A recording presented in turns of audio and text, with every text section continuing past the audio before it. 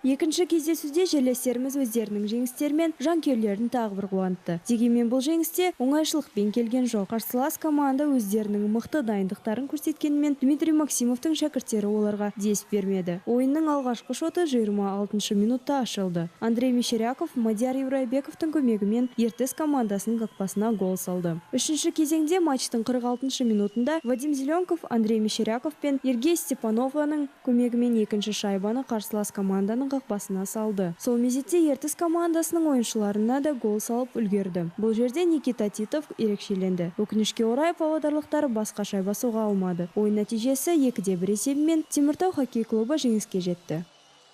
Знаете, вчера, может быть, где-то в меньшей степени.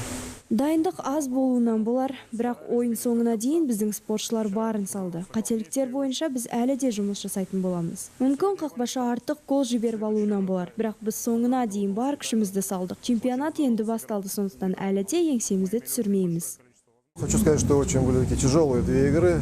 Екі ойында күрделі болды дегім келеді. Бастапқы матчта ойын өте сабырлы атмосферада өтсе, соңғы кезеңде екі команданың да бар күшін салып ойнағанын байқадық. Кезекті екінші ойын шешуші болғандықтан біз бар күшімізді салдық, қорғанысты күшейттік. Спортшылардың жас әрі мығымдығы бізді бүгін жеңіс тұғырынан көрсетті дегім келеді. Хорошая команда, Ертіс. Павлодарлық Ертіс командасы жақсы қарсылас екендігін көрсетті. Чемпионатта барлығы 6 ұпай жинады. Ал біздің жанкүйерлерімізге келетін болсақ, ойынның басынан бастап бізді қолдап жүргендеріңізге үлкен алғысымызды айтқым келеді. Сіздерге үлкен рахмет.